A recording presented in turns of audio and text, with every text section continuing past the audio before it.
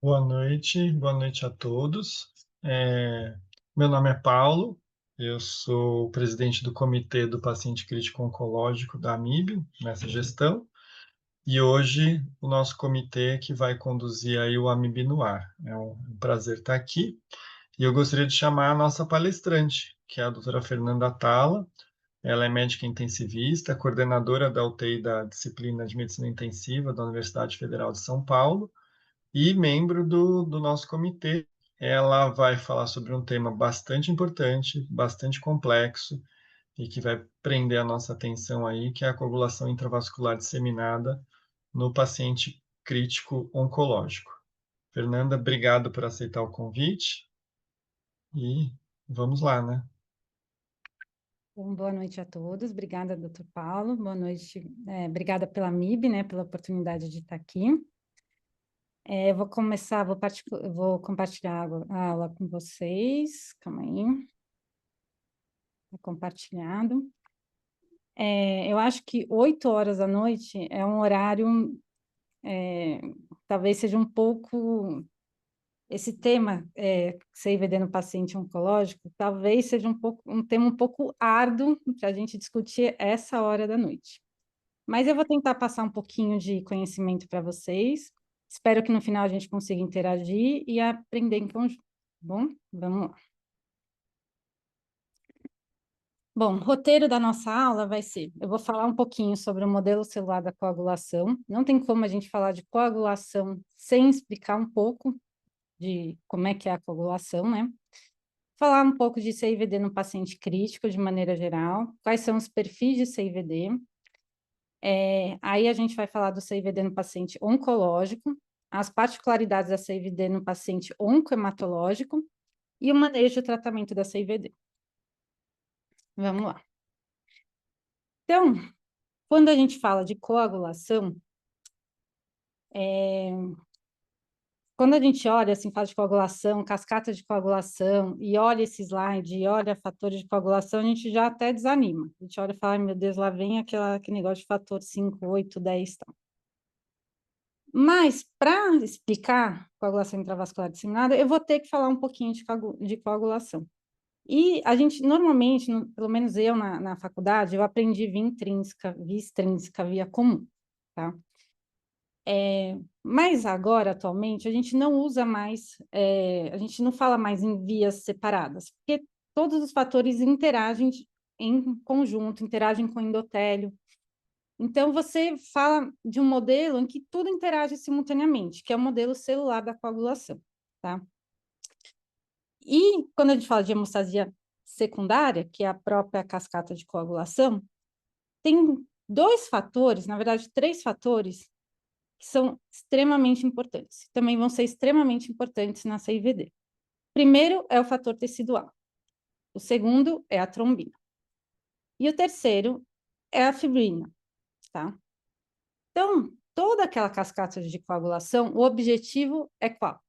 É transformar o fibrinogênio em rede de fibrina, tá? E como é que isso ocorre normalmente? Então, você tem uma lesão ali endotelial. Essa lesão vai acabar liberando fator tecidual, que vai se ligar ao fator 7 e ativar dois fatores. Vocês não precisam saber o nome desses fatores, mas é importante entender a dinâmica ali da coagulação. Então, vai ativar o fator 7 e o fator 9. Vai se juntar o fator 7, o fator tecidual, ativar o fator 9 e o fator 10. Esse fator 10 vai ativar a protrombina em trombina, mas uma porcentagem muito pequenininha, em torno de 5%, que não é suficiente para transformar o fibrinogênio em rede de fibrina. O que essa pequena porcentagem de trombina faz? Faz como se fosse um feedback positivo no próprio modelo de coagulação. Então, essa trombina, que está até com um coraçãozinho aqui, ela vai fazer um feedback e vai ativar outros fatores. Ela vai ativar o fator 5, vai ativar o fator 8 e vai ativar o fator 11, tá? O fator 5, quer dizer, vamos lá para o fator 8. O fator 8 vai se juntar ao fator 9, que tinha sido ativado ali pelo complexo fator tecidual e fator 7, tá? Então, eles vão se juntar. fator 8 com fator 9, formando um complexo que chama tenase. Ten de 10. Por que tenase? Porque vai ativar o fator 10, que já tinha sido ativado anteriormente, mas agora ele vai ativar mais ainda, produzir mais fator 10 ativado. Esse fator 10 vai se ligar ao fator 5, que foi ativado lá pela trombina inicialmente, e formar um complexo que chama protrombinase, tá? E aí a protrombinase vai transformar a trombina, vai ativar a trombina, e agora a trombina, você já tem uma quantidade enorme de trombina, porque fica fazendo esse feedback positivo na cascata e produzindo mais trombina. E aí já tem uma quantidade suficiente para transformar o fibrinogênio nas primeiras redes de fibrina, tá? E aí, tá bom. Você transformou o fibrinogênio lá nas primeiras redes de fibrina, que são os monômeros de fibrina, tá? Mas para você ter um coágulo ali rígido, né? Um coágulo que não vai dissolver, você precisa ter polímeros de fibrina, tá? E esses polímeros de fibrina, eles só conseguem virar monômeros para virar polímeros se você tiver o fator 13, tá? E quem ativa o fator 13 é a própria trombina. Então, para vocês verem como é que a trombina é importante. Ela faz todo aquele feedback para conseguir ativar a protrombina em trombina. Ela também ativa o fator 13 e ela também exerce um outro papel. Ela ativa o quê? A plaqueta, tá? Então, a plaqueta, para ela poder se agregar, se ligar a outras plaquetas, ela precisa estar ativada. Então, o que quer dizer isso? A plaqueta normalmente é essa forma meio redonda, elipsoide aí que vocês estão vendo.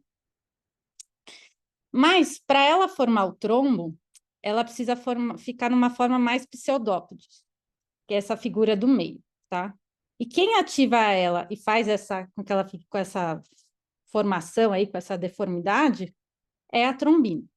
E aí ela expõe uns receptores que chamam 2B3A, e esses receptores ligam-se entre si através do quê? Da fibrina. Do fibrinogênio, mais especificamente. Então, toda aquela cascata de coagulação, aquele modelo que eu mostrei inicialmente, é para você ter a fibrina. E a plaqueta se liga entre si pela fibrina, tá? Formando o coágulo. O coágulo é basicamente formado de plaqueta, fibrinogênio, ou fibrina, e hemácia, tá? E aí todo mundo que gosta de falar de coagulação, né, gosta dessa figura, porque eu acho que ela é bem didática. O que ela mostra? Então, imagina que você tem uma parede de tijolo. E os tijolos são as plaquetas, tá? Para você grudar um tijolo no outro, formar parede, você precisa de concreto. E o concreto é o fibrinogênio, é as redes de fibrina, tá? Então, se você tem uma parede e tem muito fibrinogênio, muita fibrina, e pouco tijolo, essa parede, assim, pode até se sustentar. Pode ser que ela caia? Pode. Mas ela tem uma chance de sustentar. Agora, se você tem uma parede que só tem tijolo, mas você não tem concreto, ela vai cair. Ou seja, imagina na CIVD, que a gente vai ver que tem até alguns perfis que são muito tendenciosos a sangramento, tem muita fibrinólise, que você tem plaqueta baixa, que todos os perfis de CIVD é caracterizado por trombocitopenia, e fibrinogênio baixo. É uma catástrofe. O coágulo vai desfazer, você não vai formar um trombo, tá? E aí, depois que você formou o trombo, lá com sua plaqueta, com o seu fibrinogênio e com suas hemácias, a gente também tem uma fibrinólise endógena, para também o corpo não ficar formando trombo em tudo quanto é canto, tá? E como é que essa fibrinólise acontece? Então, a gente também tem proteínas, que são fatores no nosso sangue, chamado plasminogênio. E esses fatores, eles são ativados pelo fator de ativador de plasminogênio, que é o TPA. Se transforma no fator ativado, que é a plasmina, e a plasmina, ela vai fazer o quê? Ela vai degradar essas redes de fibrina, transformar em produtos de degradação da fibrina, tá? Esse sistema de fibrinólise, existem alguns feedbacks negativos, alguns feedbacks que inativam ele ou diminuem a produção do TPA, tá? Que é o PAI, o PAF e a antiplasmina, tá bom? Em alguns subtipos de CIVD, você tem uma diminuição ou um aumento de produção desses fatores inibitórios, tá? E, por fim, nós temos a produção dos anticoagulantes naturais, que é basicamente a proteína C, a proteína S, a antitrombina e o inibidor de fator tecidual, tá? E só para terminar, o último slide, falando da fisiopatologia, existe uma proteína também que chama trombomodulina. A trombomodulina ela é uma proteína que está aderida a um endotélio celular, tá? E quando ela se liga à trombina, ela ativa a proteína C. Lembra que a proteína C é uma proteína que é um anticoagulante natural, tá? Então, para a proteína C agir e fazer seu efeito, ela precisa da trombomodulina e ela precisa da trombina, tá? Então, a trombomodulina está lá no endotélio, se liga à trombina, que se liga à proteína C, ativa ela. A partir do momento que ela está ativada, a proteína S se liga à proteína C, fazem um complexo e vão inibir o fator 5 e o fator 8. Por que eu estou falando isso também? Porque existem alguns subtipos de CIVD que você tem uma diminuição da produção de trombomodulina, tá? Você diminuindo a produção de trombomodulina, você acaba não ativando, né, a proteína C e a proteína S e tem uma maior predisposição à trombose, tá? E agora a gente vai entrar na CIVD. Então, a CIVD, ela é caracterizada por uma ativação desenfreada e descontrolada do sistema de coagulação, levando à formação de coágulos intravasculares, principalmente na microvasculatura, tá? Ela é secundária, ela não é uma doença, ela é secundária a algum fator, tá? Então, ela é desencadeada por diversos fatores. Então, pode ser sepse, pode ser algumas doenças oncológicas, pode ser complicações obstétricas. E esses fatores vão, de alguma forma, levar à produção e exacerbação de fatores pró-coagulantes, tá? E desencadear ali como é que eu vou dizer? Iniciar ali a cascata de coagulação, tá? Quando você tem a trombose microvascular disseminada, o que acontece? Os vasos vão estar lá com trombo, ou seja, vai gerar uma hipoperfusão tecidual e lesão de órgão-alvo, tá? E também, o que acontece? Então, você vai lá, tá produzindo microtrombo de forma desenfreada e acelerada.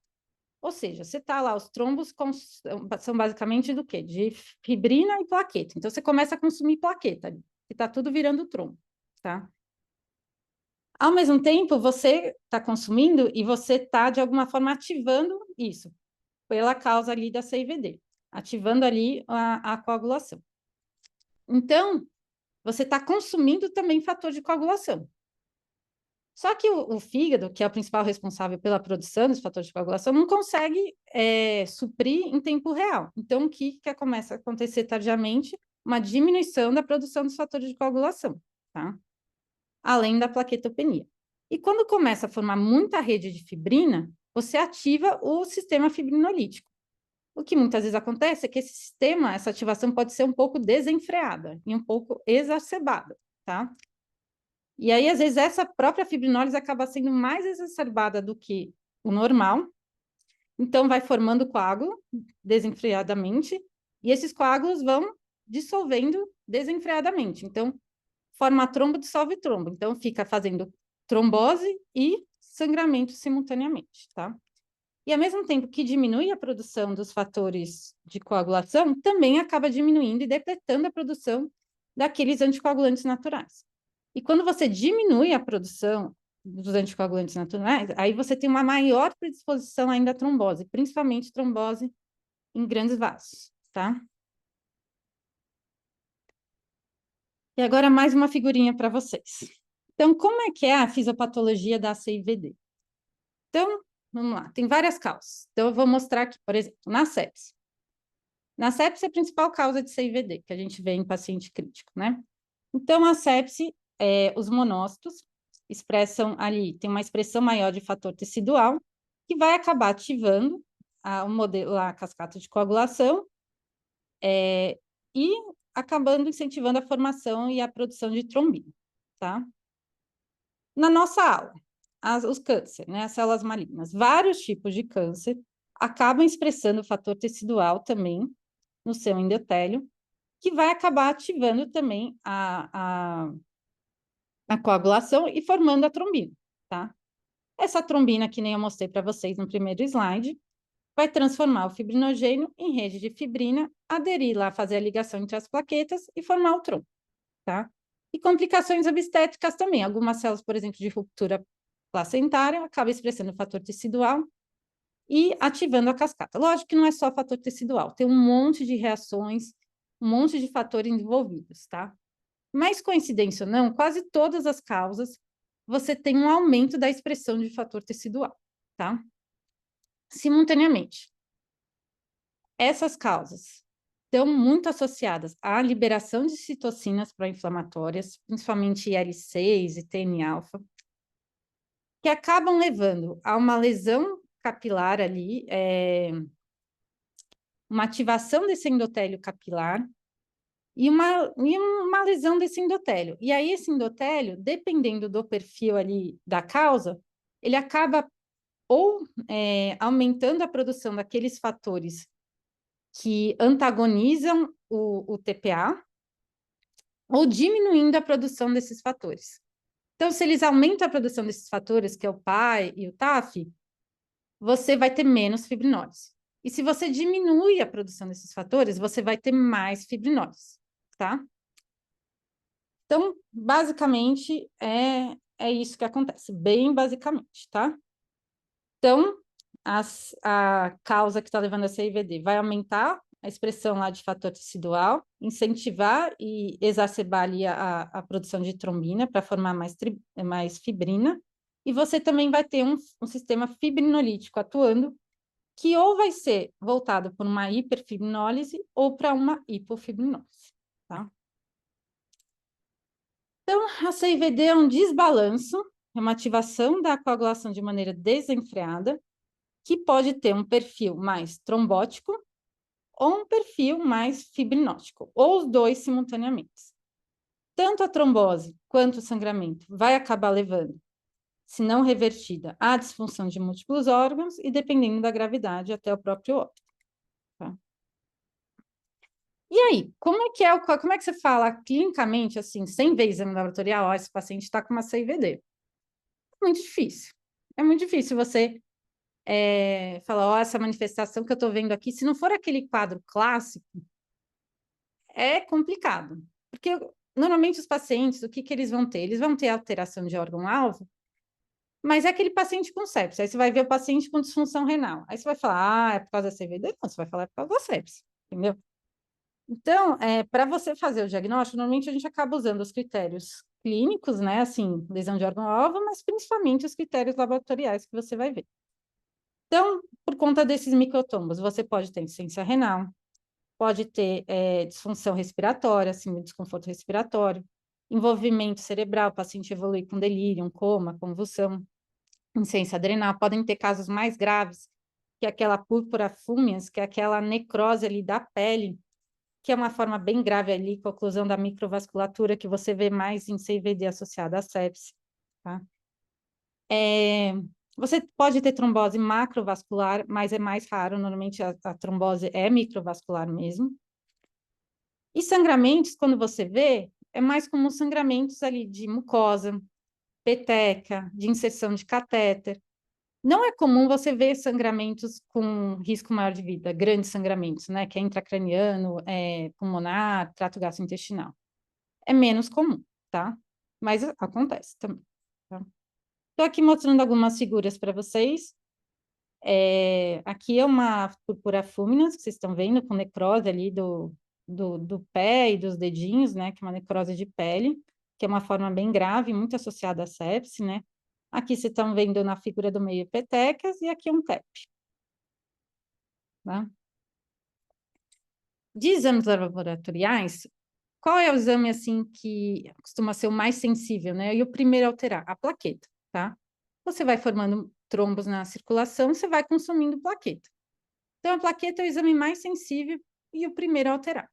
E plaquetas muito baixas é incomum na CIVD, tá? Aquelas plaquetas muito baixas, às vezes a gente tem que pensar em outras causas, como HIT, como MAT, enfim. Mas normalmente não é CIVD. Existem casos, que nenhum que eu vou mostrar para vocês, que as plaquetas ficam mais baixas que 30.000, mas não é tão comum, tá?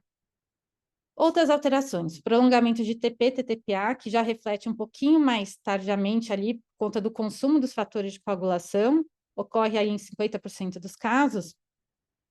E lembrar que só alteração do TP e TTPA não corresponde a você ter uma hipocoagulabilidade. Então, às vezes, você tem uma alteração do TP e um NR aí alargado, mas você não está vendo ali como é que está os anticoagulantes naturais, entendeu? E aí, às vezes, você tem uma alteração no NR, mas você também, por conta da CIVD, você não tem produção de nenhum anticoagulante natural. Então, você não deve tratar somente o NR do paciente, tá? Você tem que aí avaliar outras situações, tá? Outras circunstâncias, tá? O fibrinogênio, a gente acha CIVD igual a fibrinogênio baixo, não é? Alguns subtipos ocorrem, mas ele é alterado só em 25% dos casos. E quando a gente vai ver a CIVD na sepse, que não é o tema da aula, mas é a principal causa de CIVD, você vai ver que 70%, 80% dos casos não tem hipofibrinogenia. Pelo contrário, tem aumento de fibrinogênio, tá? E talvez o parâmetro que você olhe e fale, olha, se vier baixo ou negativo, ou não é CVD, é o dedímero. Então, o dedímero, quase 100% dos casos, ele vai vir alterado, tá? E às vezes muito alterado. Bom, as principais causas, a principal é a sepse. Aí tem grande queimado, politrauma, embolia gordurosa. Nosso tema da nossa aula, que são os pacientes onquematológicos e os oncológicos, e também causas obstétricas. Por exemplo, a embolia do líquido amniótico, que faz uma CVD bem proeminente, bem grave. Tá? Quando a gente fala dos perfis de CIVD, então, como eu falei, você tem uma ativação da coagulação e você também tem uma ativação da fibrinólise. Alguns casos tendem a mais fibrinólise, outros casos aos dois, né? E aí você predispõe tanto a sangramento quanto a trombose, e outros casos mais tendenciosos à trombose. Então, aqui na flechinha que está em preto, você vê aquele perfil superfibrinolítico, que é o perfil da leucemia pró-mielocítica aguda, que é aquela que sangra, que é o perfil que mais sangra por tudo quanto é lado. Você tem, por exemplo, no politrauma, aquele perfil de sangramento importante. E aquele sangramento importante não é pela CIVD. O sangramento levou a CIVD, é pelo politrauma em si, tá? Você tem aquele perfil que também, por exemplo, na sepse, é aquele perfil mais trombótico, tá?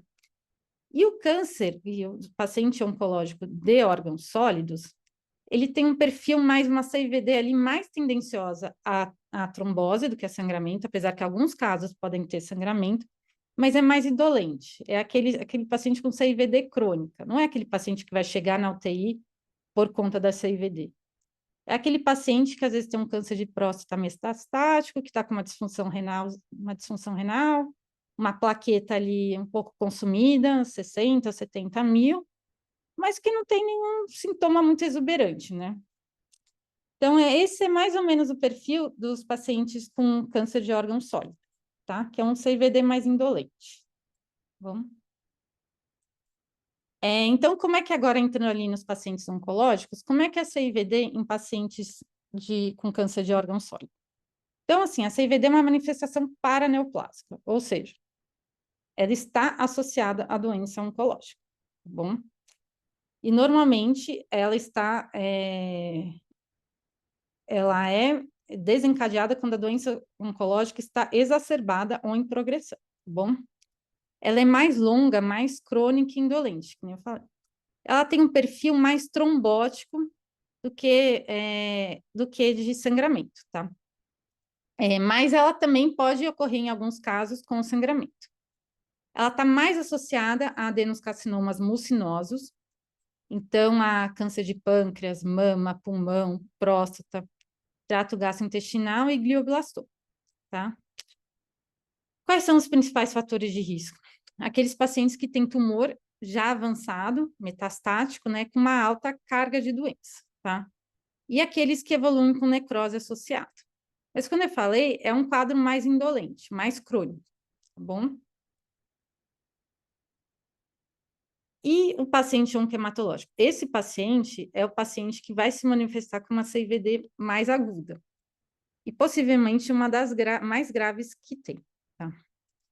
Então, quando a gente fala em CIVD no paciente onquematológico, a gente sempre vai lembrar da leucemia aguda, tá? Então, a leucemia aguda, principalmente as LMAs, mais especificamente a promielocítica, são as que mais levam a CIVD, tá?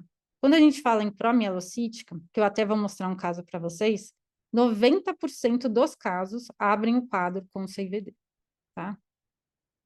E desses 90%, em torno ali de 60% vão ter um sangramento ali moderado a importante, tá? Outras, 16, 18%, é as LMAs monocíticas, então a M5, tá? E aí, quem é esse paciente? Normalmente aquele paciente que abre o quadro com uma hiperleucocitose ou uma leucostase, ou acaba desenvolvendo CIVD, e aquele paciente que tem uma infecção concomitante, tá? Alguns casos de LLA também estão associados à leucemia aguda, principalmente os que usam tratamento L-asparginase, tá? Que acaba diminuindo a síntese tanto de fibrinogênio quanto de antitrombina 3, que é um anticoagulante natural. Alguns casos de linfoma também. E existe uma incidência em mieloma múltiplo, mas são relatos de casos, séries de casos, é uma incidência incerta aí. Mas ocorre mais em quem? Naqueles que têm uma leucemia de células plasmocitárias. Tá? Então, para ficar um pouquinho mais dinâmico, eu vou exemplificar com um quadro clínico que a gente teve lá no hospital, tá bom? Então, é um paciente de 21 anos, sexo masculino, natural, de São Paulo, solteiro, sem comorbidades. E olha a história dele. Ele chegou com uma história de inapetência e astenia há 7 dias, fez uma extração dentária há 4 dias, com sangramento local e persistente, e há 1 dia da internação ele tinha hematêmese, dor abdominal e febre. Tá? Como ele tinha essa dor abdominal, fizeram isso, ele ainda estava em outro serviço, tá? Em um outro pronto-socorro, não no nosso.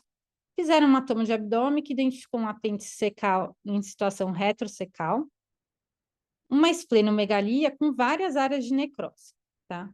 E aí, por conta da hematêmese, fizeram uma endoscopia ali que tinha uma gastrite leve. E aí, ele veio transferido ali para o nosso serviço. O que chamava atenção? Ele estava com muita dor abdominal.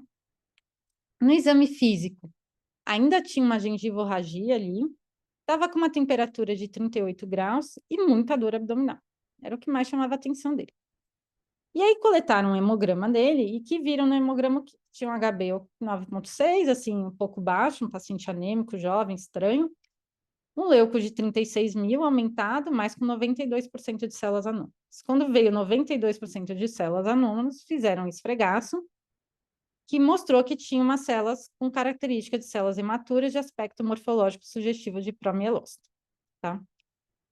Chamava atenção também nos exames laboratoriais, uma plaqueta de 39 mil, fibrinogênio consumindo ali de 169, um INR um pouquinho alterado de 1,27 e um dedímero bem aumentado de 5.500, tá? Então, era um paciente de 21 anos, com inapetência e astenia, que teve uma extração dentária recente, depois a extração começou a ter gengivorragia. Foi 4 dias antes dele procurar o pronto-socorro, 1 dia antes começou com hematêmese, dor abdominal e febre, e que tinha células anômalas em sangue periférico, sugestiva ali de promielose. E aí, quando a gente fala em exame em alteração laboratorial na CIVD, a gente tem que lembrar de 4 parâmetros, né? Que nem eu mostrei para vocês. Tem que lembrar da plaqueta, TP-TTPA, fibrinogênio e dedímero, tá? E aí, a CIVD na leucemia promielocítica aguda, você tem tanto uma alteração da função plaquetária, quanto da quantidade de plaqueta, tá? Como toda CIVD, você vai ter uma trombocitopenia, tá?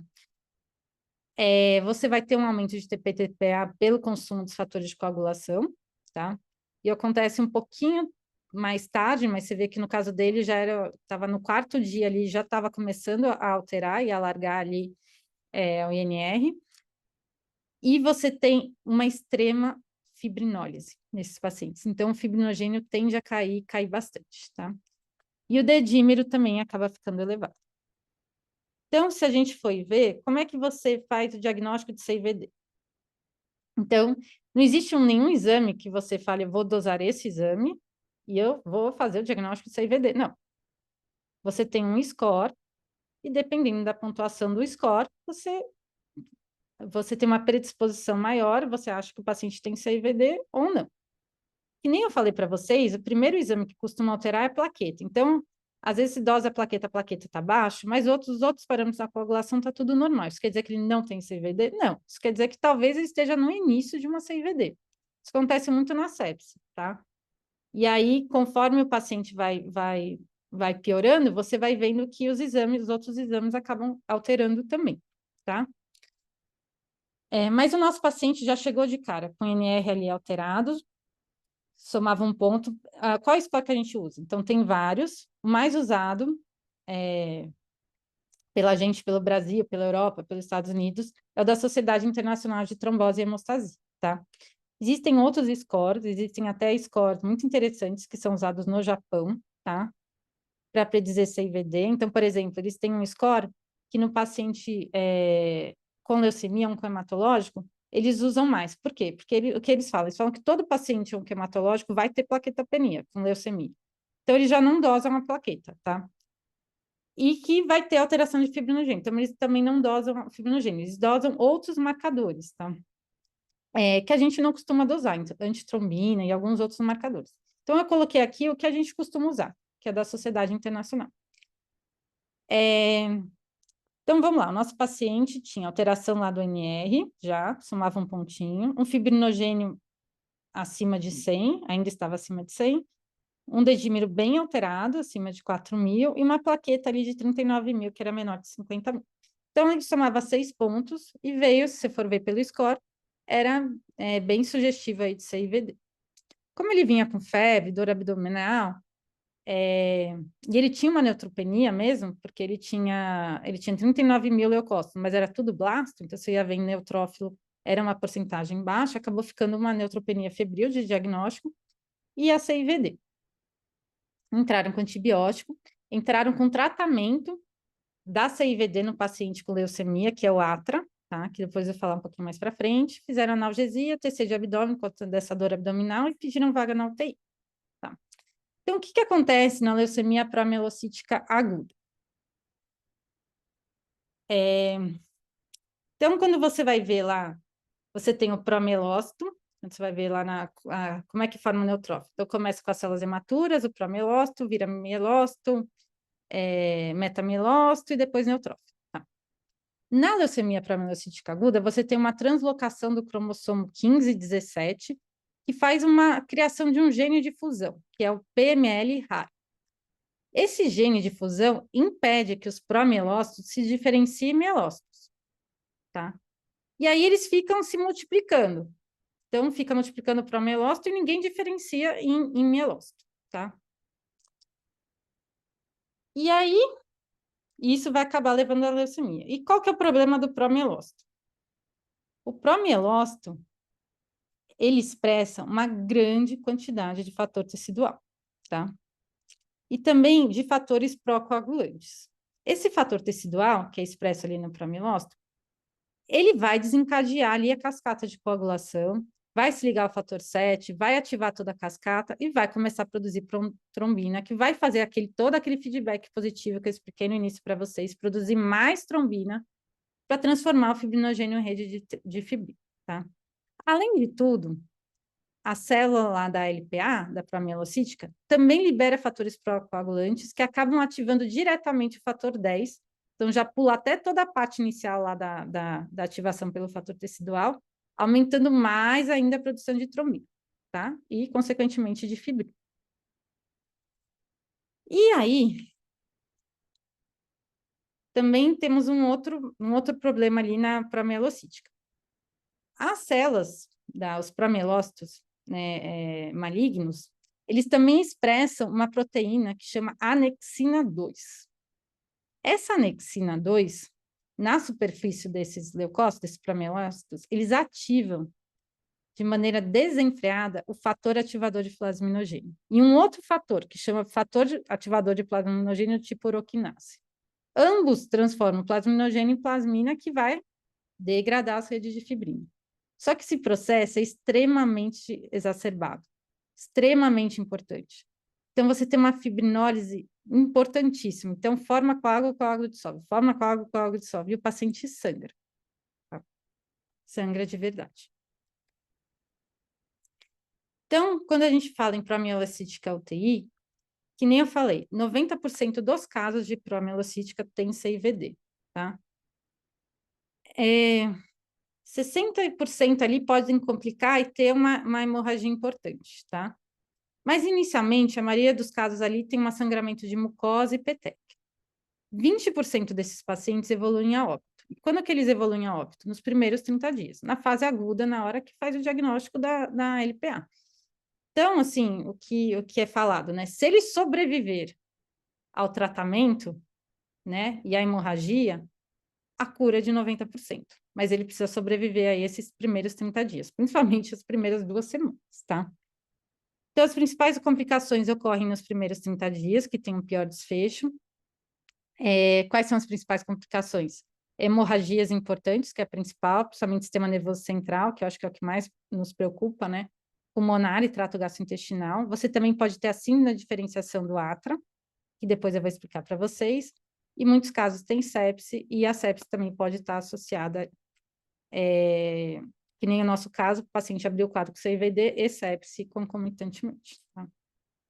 E aí, voltando para o nosso caso, então ele estava lá com dor abdominal, tinha os exames lá compatíveis com CIVD, estava fazendo febre, foi fazer a tomo tinha um processo inflamatório, sugerindo um processo inflamatório infeccioso ali do apêndice secar. E aí o baço lá que vocês estão vendo na figura aqui, cheio de infarto esplético, né? E aí a gente chamou a cirurgia geral, foi feita uma hipótese de uma apendicite aguda, a cirurgia falou, é uma apendicite aguda, tem que operar de urgência. Aí a hemato falou assim, será que é uma apendicite mesmo? Será que isso não é uma reação leucemioide que mimetiza uma apendicite, que pode acontecer nos casos de leucemia? E qual que era o grande medo da hemato, né? Quando você chega a uma leucemia pré-mielocítica na UTI, eles ficam desesperados, eles acham que vai sangrar, então eles pedem para transfundir, assim, profilaticamente. Começou a alterar o exame, eles já pedem para transfundir. E pedem para ficar fazendo controle de exame laboratorial de 6 em 6 horas, tá? E aí o grande medo é que o paciente ser submetido a mais uma injúria ali, que é a cirurgia, e isso gerar mais resposta inflamatória, desencadear mais sangramento e mais inflamação. Então, o que eles falaram? Será que é? Será que não é? O paciente, assim, está relativamente bem, apesar da dor ali, mas não tem outras grandes disfunções, além das disfunções da CIVD. E aí eles pediram reserva de hemocomponente e tudo, e falaram assim, vamos aguardar um pouquinho, esperar um pouco ele sair, talvez, dessa fase aguda, e a gente vê o melhor momento para a cirurgia, porque pode ser que nem seja apendicite. E a gente ficou meio em cima do muro ali, né? Mas a gente acabou discutindo com a cirurgia e optou por esperar um pouco, e se piorasse, já tinha pedido reserva de hemocomponente, porque provavelmente na hora que você ia passar por um insulto cirúrgico, o paciente poderia sangrar bastante, tá? E aí o paciente manteve esse estado. A gente repetiu a tomografia dele ali, manteve estáveis assim, transfundindo e recebendo o atra, né? E repetiu a tomo em 72 horas. Essa toma mostrou que tinha um apêndice secal ainda de calibre aumentado, aumento da densificação dos planos adiposos, uma quantidade maior de líquido livre e tal. E aí eles viram e falaram, não, isso deve ser apendicite mesmo, e não tá melhor. E aí vamos operar, tá bom? Isso foi no D4, tá? Só que eles falaram assim, vamos operar, mas ainda vamos operar, vamos deixar para operar amanhã, porque ele ainda tá bem, vamos esperar até amanhã, a gente pede os hemocomponentes e faz tudo com calma, direitinho, tá? Nesse dia, ele estava com HB de 7,6, uma plaqueta de 75 mil, um fibrinogênio bem consumido ali de 115 e o dedimiro alto. E aí vamos falar, antes de continuar em nosso caso, vamos falar um pouquinho do atra. Então, o que é o atra? O atra é o ácido transretinóico. O que ele faz? Ele basicamente, sabe aquela mutação lá PLA rara que você tem na promielocítica, que não deixa diferenciar a promielócito? Então, ele age nessa mutação e ele permite a diferenciação do promielócito e mielócito, tá? Então, o objetivo do ATRA é diferenciar, tá, para mielócito, e aí aquele promielócito para ou diminui lá a expressão do fator tecidual e o paciente vai recuperando da CIVD, tá? O problema é que quando você permite essa diferenciação também leva a uma resposta inflamatória. Principalmente em quem? Naqueles pacientes que têm uma CVD mais exacerbada e naqueles pacientes que têm um número de leucócitos maior. Ou seja, quanto mais grave o quadro inicial, maior é o risco desse paciente evoluir com um negócio que chama síndrome da diferenciação do ATRA, que nada mais é do que uma liberação exacerbada de citocinas por essa diferenciação do promielócito e mielócito. E aí o paciente faz um quadro de um choque distributivo, então fica hipotenso, faz edema de pulmão, derrame pleural, derrame de pericórdio. É uma síndrome de liberação de citocina, tá? Febre, insuficiência renal, tá? E aí a gente até fala, então ele sobreviveu ao CIVD, agora ele vai ter que sobreviver à síndrome de diferenciação, né? Ela acontece em torno de 15% a 20% dos pacientes, e o tratamento é com corticoide, tá?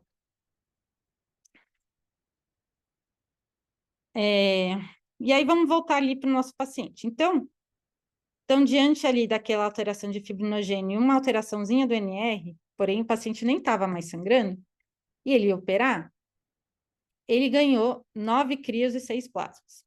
Isso ali, naquele dia, à noite. No dia seguinte, antes dele operar, ele estava com HB 6,9, uma plaqueta de 65 mil e um fibrinogênio de 191. E aí foi pedido um concentrado e mais 6 plasmas para ele. Isso é orientado pela hemato. Aí ele foi para a cirurgia. A cirurgia, eu acho que se durou 20 minutinhos, foi muito. E tinha uma apendicite fase 1, tá? E além de ter recebido já tudo isso de transfusão, ele ainda recebeu na cirurgia mais um concentrado de hemácia, tá? E quando ele foi, no dia anterior ele estava em ar ambiente. Quando ele foi com catéter 1 litrinho de oxigênio.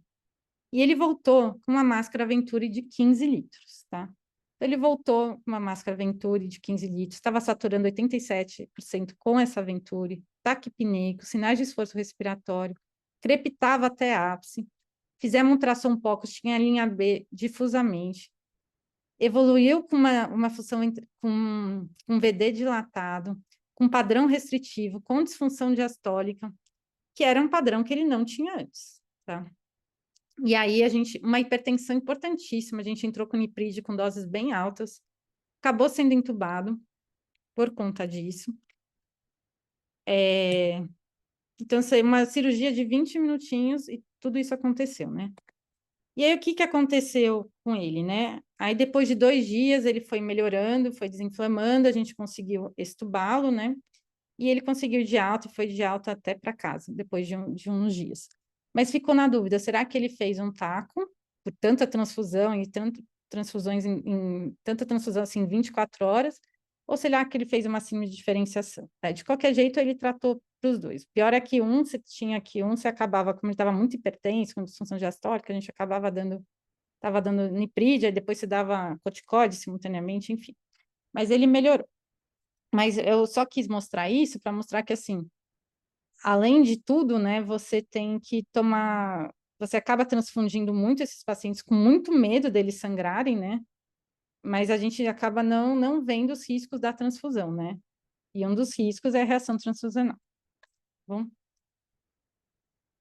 E aí, quando a gente fala de CIVD, de tratamento de CIVD, de uma maneira geral, não só na leucemia, né? O mais importante é tratar a causa. Então, que nem eu falei, uma consequência.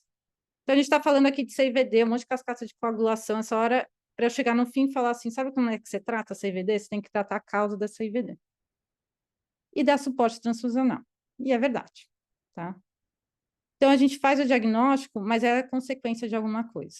E você tem que tratar, se você não tratar a causa dela, ela não vai melhorar. Então, se é sepse, tratar sepse. Se é desencadeada por um tumor de órgão sólido, você tem que tratar aquele tumor.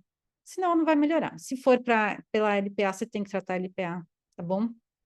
Então, você tem que tratar a causa, tá? E dar o suporte transfusional. Então, assim, normalmente, a gente deve dar o suporte transfusional se o paciente precisar. A gente não deve ficar dando profilaticamente, tá? A não ser na LPA, mas aí eu já chego lá na LPA de novo, tá?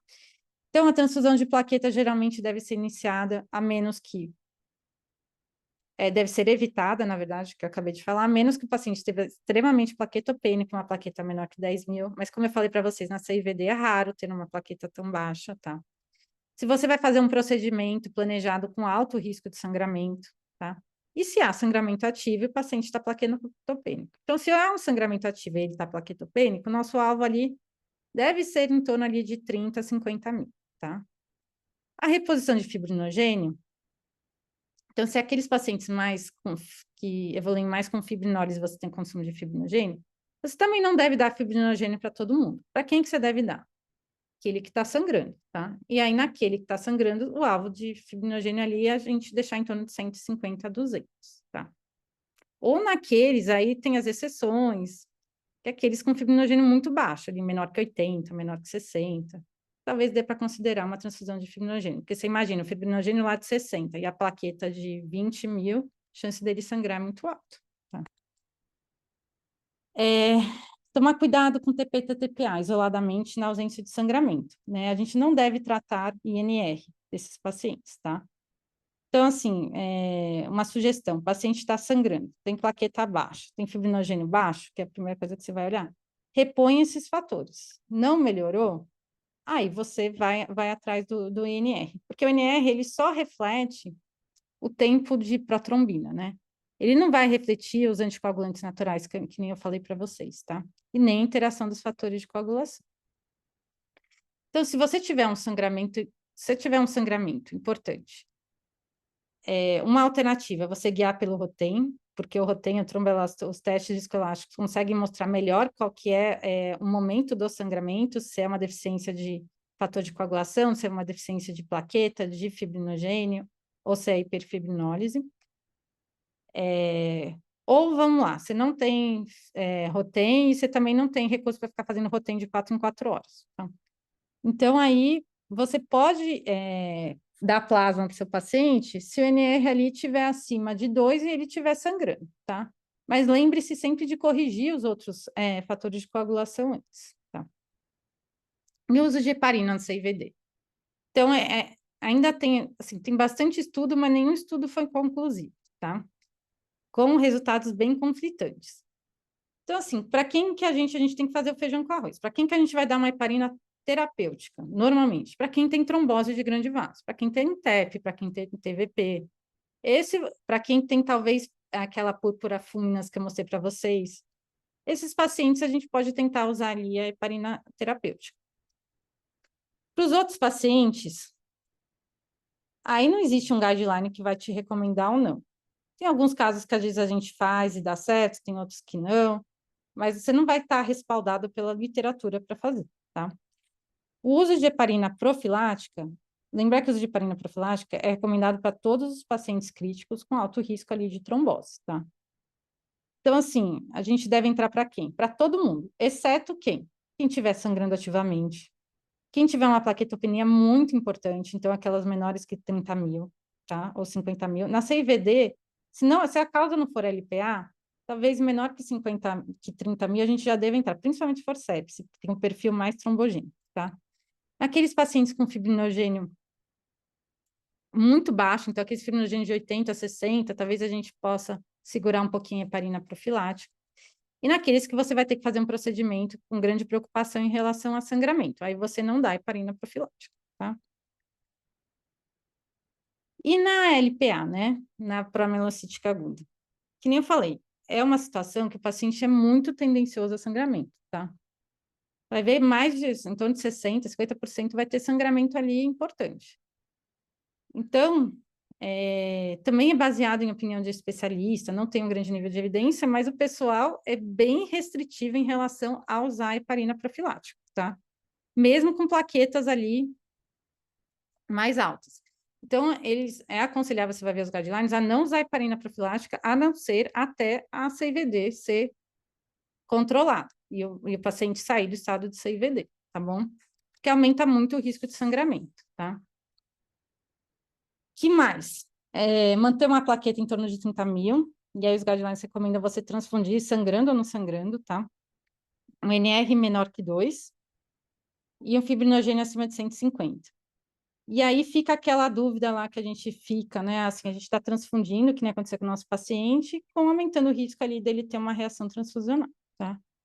Evitar procedimentos invasivos, e aí lembrar nosso paciente que estava todo mundo apavorado ali, porque ele ia ter que ir para uma cirurgia, tá? E o Transamin? Então, assim, existe um único estudo na LPA, um único estudo randomizado, né? Foi feito para usando Transamin em pacientes que desenvolveram CIVD no diagnóstico da doença, comparado com não usar Transamin. O problema é que o estudo é de 1989. E nessa época não tinha o ATA. Então, o que o estudo mostrou? Quem usou Transamin sangrou menos do que quem não usou Transamin. O problema é que não tinha o ATRA. Depois que entrou o ATRA cura a CIVD do paciente, né, com LPA. Demora uns dias aí, mas cura, tá? E aí tem uma série de casos, dos estudos observacionais, que mostraram que nesses pacientes, quando você compara quem usou Transamin com quem não usou Transamin, sendo que ambos os grupos usaram ATRA, teve maior evento trombótico, tá? Então ainda fica meio questionado. Mas eu acho que se o paciente estiver sangrando, um sangramento importante, que ele vai evoluir a óbito, talvez nesse caso você vai ter que usar o Transamin, tá bom? E atenção à reação transfusional. Tá bom, eu acho que é isso que eu tinha para falar para vocês. Muito obrigada. Nossa, Fernanda, parabéns. Tipo, aula estado da arte mesmo.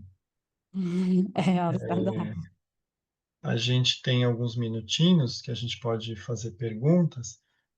Quem tiver alguma pergunta, manda pelo campo Q&A, né? Q&A, né? Das perguntas para gente fazer. Enquanto o pessoal fica aí, ainda está um pouco tímido. Fernanda, clinicamente,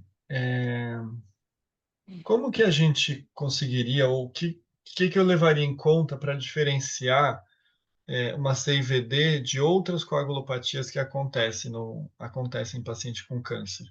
O que te levaria a pensar, bom, aqui eu estou diante de uma CIVD? É complexo, porque o que acontece? Existem muitas coagulopatias no paciente oncológico, né? Então, assim, e quando você vai estudar isso, você vê que é uma bagunça, que existe muita coisa. Então, pior ainda, quando você vai estudar, aí que você vê que o negócio é muito misturado. Então, por exemplo, o paciente que vai fazer TMO, tanto alogênico quanto autólogo, ele tem uma predisposição a fazer MAT, que é a microangiopatia trombótica. Esse paciente, ele também vai fazer plaquetopenia, mas esse paciente tem um perfil um pouquinho diferente. Enquanto que a CVD ela atinge mais a hemostasia secundária, a MAT atinge mais a hemostasia primária, e você vai ter uma diminuição de plaqueta, mais exacerbada do que a CIVD. Mas existem casos que você tem concomitante as duas coisas. Então, você vai ter os exames que mostram CIVD e você vai ter os exames de MAT. Então, assim, muitas coagulopatias se misturam. Outra, síndrome hemofagocítica. Também é outra, que você vai ter pancitopenia, muitas vezes você vai ter fibrinogênio consumido.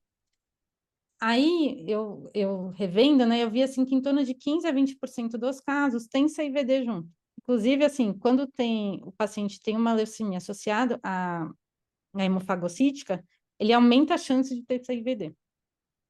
Né? E que nem eu falei, assim, a CIVD, ela é consequência de alguma coisa. HIT, vamos lá. Plaquetopenia lá, trombocitopenia induzida por heparina.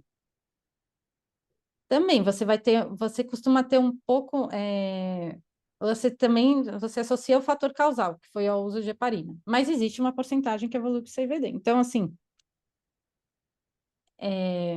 eu acho importante a gente procurar as outras causas, acho, mas você vai ver que existem situações que as coagulopatias, elas se misturam, tá? E o que eu sugiro também, sempre pedir ajuda para um hematologista, porque é difícil, tá? E eu também não sou hematologista, então, assim, muitas vezes eu peço ajuda e a gente dá uma sambada, mas o que a gente sabe é que é tudo consequência. Existem poucos tratamentos para CIVD, né? Quer dizer, não existe tratamento para CIVD. O Japão estuda muito CIVD. Acho que é o país que mais estuda CIVD. Eu não sei se é porque eles têm uma porcentagem maior relacionada à doença oncológica, mas eles estudam muito, né? E eles costumam usar a trombomboglina recombinante, eles costumam usar a antitrombina 3, eles costumam usar tratamentos que nem tem no Brasil para CIVD. E aí, assim, são tratamentos, né, que a gente não usa aqui, a gente não tem tratamento para CIVD. Né? Em alguns casos, eles têm uma resposta boa, assim, mas também é série de casos, não é um estudo totalmente randomizado e tal. Mas eles usam mais do que a gente não usa, né? Então, a gente não trata CVD, a gente dá suporte e trata a causa. E outras microangiopatias, muitas vezes dá para você tratar. Então, por exemplo, o PTT, dá para você fazer plasmaférese. Mas para você fazer uma diferenciação melhor, você vai ter que olhar se tem reticulose, tem esquizoto, você vai ter que olhar algumas outras coisas. Então, é sempre bom ter um hematologista junto ali te auxiliando. Eu não consigo imaginar sem ter um hematologista por perto. Porque é super difícil, é uma bagunça. Ainda mais Você o como... paciente oncológico, né? Se o paciente tem sepse e não tem nenhuma doença Ah, oncológica, sim, sim. já é um pouquinho mais fácil, né? Agora, todas as vezes, eu não sei a sua experiência, a minha experiência é uma experiência minha, né? Um pouco subjetiva, mas os poucos casos que eu vi, por exemplo, de púrpura fúminas, que é aquela, né, aquela necrose importante, eram pacientes que tinham alguma comorbidade ou uma doença hematológica, ou, por exemplo, alguma doença autoimune. É difícil você ver num paciente que não tem nenhuma, assim, que não tem nenhuma dessas comorbidades, né? Porque tem um fator imunológico ali no meio envolvido. Então, esses pacientes, eles têm mais predisposição a ter coagulopatia. E muitas vezes eles têm mais de uma coagulopatia junto, né? Eu tenho uma pergunta aqui. Nossa, lá vem, É, saber responder, vamos ver. o ácido tranexâmico, Aline Mesquita, o ácido tranexâmico deve ser feito na CIVD em outros perfis de pacientes que não sejam LPA? Tem evidência? Bom, evidência é uma palavra forte, né? É, Sim. Evidência é uma palavra forte. Mas se você tem um perfil, eu acho muito interessante guiar pelo Rotem. Vamos lá, você não tem Rotem, mas se você tem um Rotem, você consegue ver direitinho ali se está fazendo hiperfibrinólise, né? E se estiver fazendo, eu não vejo por que não fazer, tá? Agora, evidência, assim, você não tem tanto, tá? Mas quem são os pacientes têm mais hiperfibrinólise que não são os LPAs, as leucemias, né? É quem? É as complicações obstétricas, que aí sim tem evidência. Por exemplo, o sangramento periparto tem evidência. E o politrauma. O politrauma tem super evidência de se fazer, entendeu?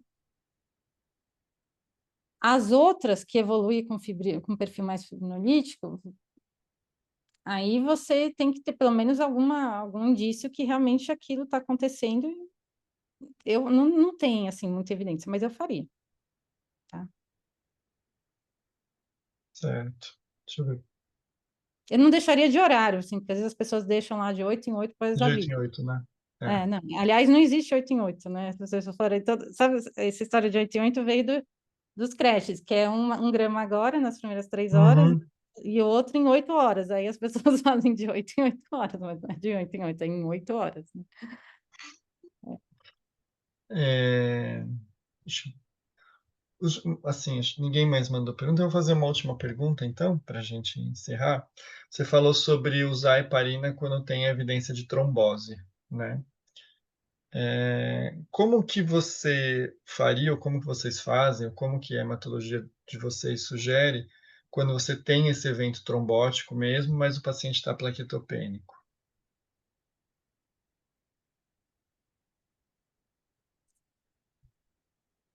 Vamos lá. No serviço que eu estou, Se o paciente está plaquetopênico, plaquetopênico quanto? 10 mil, 20 mil. 10, menor que 30 mil. Menor que É. 30 a gente não faz. Eles não vão orientar a fazer. Eu Não já vai vi, anticoagular, então, mesmo tendo não trombose vão, aguda. mesmo tentando base aguda. Estou falando no meu serviço. Já vi Uhum. serviços que eles falam, vamos repor plaqueta e anticoagulante, tá? Já vi serviços falando, vamos entrar com uma dose menor, por exemplo, com uma heparina em bomba, uma dose mais baixinha, mesmo que a gente não atinja lá o anti-10A, o TTPA, e vamos ver como o paciente fica. Se ele não sangrar, vamos manter, né? Eu acho que quanto mais você tiver, como é que eu vou dizer, recursos, melhor. Então, por exemplo, se você tem um tromboelastograma que você consegue ver se aquela plaqueta está influenciando no trombo ou não, você fica mais seguro de anticoagular o paciente, entendeu? Agora, se você não tem recurso e fica meio no limbo, é um pouco mais difícil. E os pacientes com CIVD, eles têm uma diminuição de antitrombina. Então, eles são mais resistentes à heparina, à heparina não fracionada. Então, às vezes, Uhum. e eles já tendem a ter um alargamento ali do TTPA. Então, além de tudo, você vai anticoagular e você vai guiar como? E aí, o melhor é guiar até com anti-10A.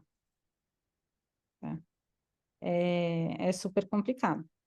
Mas se você tiver alguns outros recursos para ver se aquele paciente está atendendo mais a sangramento, a trombose, fica um pouquinho mais fácil, você se sente um pouco mais seguro de guiar, né?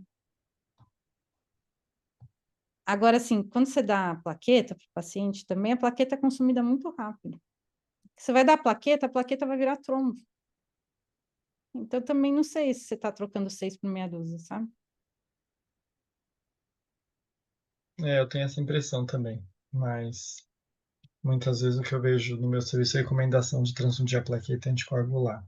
E dá certo? Ah, não, né? Assim, é um doente muito grave, né? Então, assim, não sei também se fizesse diferente, se ia fazer diferença, né? Aquela coisa. Você colocou aí uma situação, né, de um doente com leucemia promielocítica que, né, tem um tratamento que é curativo e que se ele conseguir passar batido dessa fase, a vida dele segue. Mas quando isso não acontece, ou tem doentes com outras doenças, né, doenças mais avançadas, câncer sólido, metastático e tal, a situação já é dramática por si só, né? Assim, a pessoa tem a CVD porque ela pode, não porque ela quer, né? Então fica difícil diferenciar o que veio antes, né? Não, e aí a gente vê que nesses pacientes com órgão sólido, normalmente a CVD é uma manifestação que a doença está muito grave, né? Uhum, uhum. Mais uma É. evidência que a doença está grave, está avançada. Bom, Fernanda, de novo, muito obrigado. Parabéns pela aula. A aula é Estado da Arte, como eu falei mesmo. A gente teve aí mais de 40 pessoas assistindo. Acho que as pessoas foram privilegiadas mesmo com uma aula aí que abordou bastante a fisiopatologia e as complicações da CIVD. Queria agradecer sua presença, agradecer a presença de todos e agradecer a MIB aí pela oportunidade de estar na MIB no ar. Também queria agradecer a todos, viu? E obrigada, doutor Paulo, pelo convite. Obrigado, pessoal. Boa noite. Tchau, tchau.